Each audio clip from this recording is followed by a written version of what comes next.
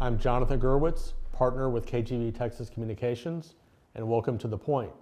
Today we're visiting with Gerry Schwebel, Executive Vice President of IBC Bank. Gerry, welcome. Thank you. Thank you for inviting me. As we're visiting today, you've just finished up with 2 days at the Texas Transportation Forum. It's an annual event with Texas Department of Transportation. Any highlights from your 2 days at the forum?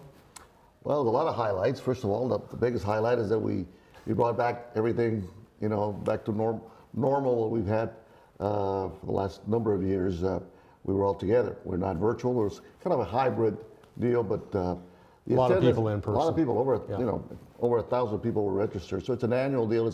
It's the event to go to related to transportation. So a lot of people were there. You've been deeply involved in the Border Master Transportation Plan. Right. So any updates on that plan at the forum? Well, not in the actual forum, other than the part that focuses more on the implementation phase of the plan.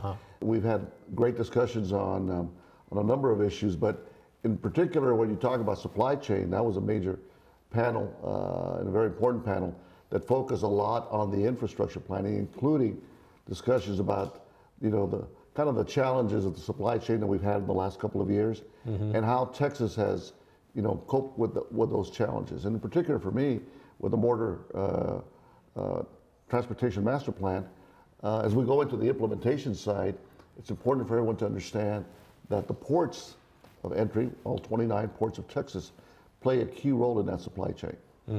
So the master plan is state of Texas. Correct. Ports of entry are federal government. What's happening at those ports of entry that we need to know about? Well, actually, the actual ports of entry may belong to counties or the cities, the actual bridges themselves, that's what we have between El Paso. But the facilities, the inspection facilities, are federal government.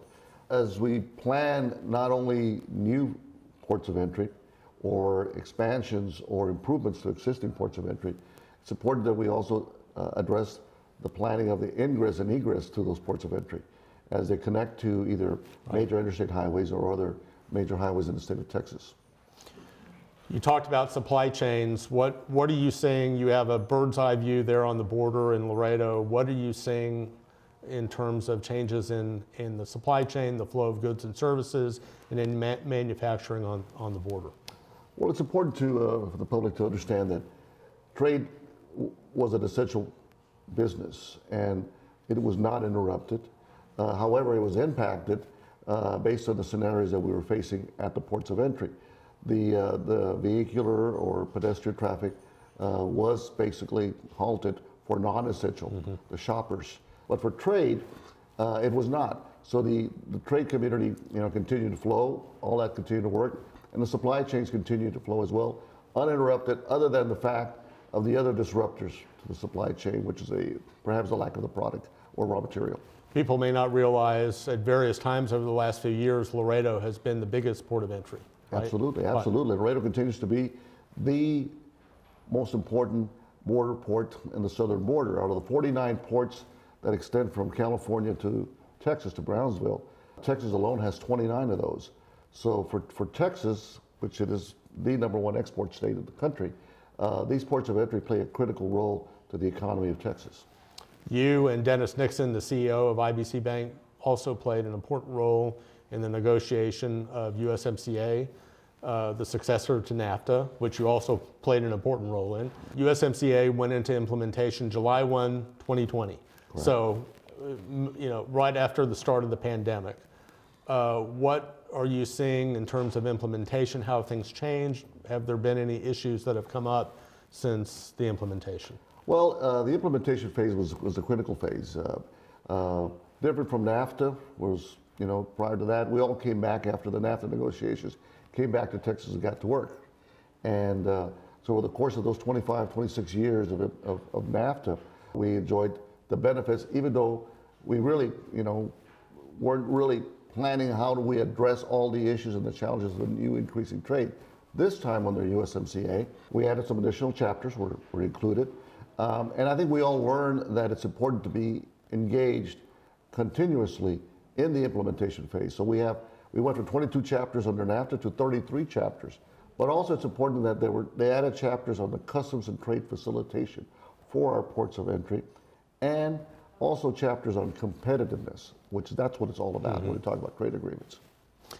Trade and economics are deeply tied with our border issues, including immigration, and there hasn't been any progress on immigration reform and dealing with the human capital that we need in the United States. Are you seeing any signs of movement on immigration in Washington? Well, not fast enough. Quite frankly, immigration reform continues to be a major challenge. I've always said that in order for that truck to come across a port of entry, that driver needs to be vetted and properly documented.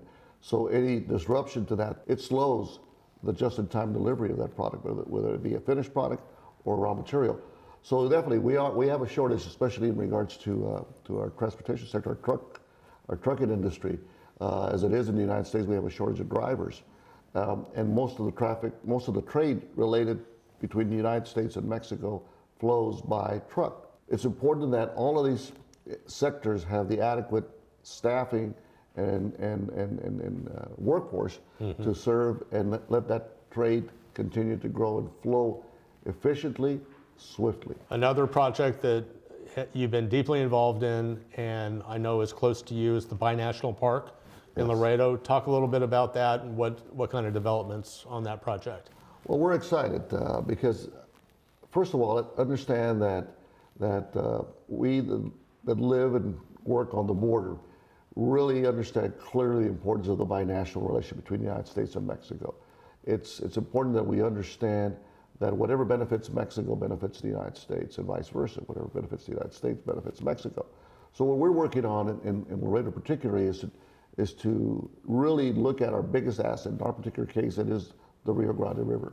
So we are planning this binational park where we would work on pretty much imagine taking what San Antonio has had with the Riverwalk and place it on the border where you can have a true economic development activity on both sides of the border, provides adequate security, let's say, measures, but also more importantly for the citizens that live and work there, enjoy our biggest asset, which is our river.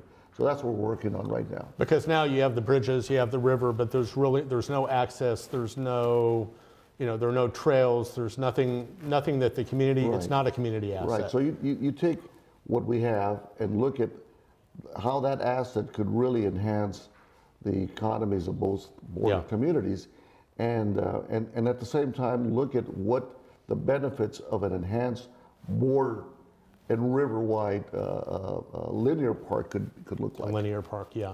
And then you talked about, when people are there, you clear out some of the vegetation, you have activity, that also is a deterrent to criminal activity. A great deterrent to any criminal elements that may be wanting to come into our country, and do either harm or for that matter, to any activity related. So the vegetation is clear. We work with our friends on the environmental side because it's the beauty of the river and the environmental and ecological benefit as well. Yeah. Of how do you enhance that for the quality of life for all of their citizens on the Mexico side as well as on the U.S. side.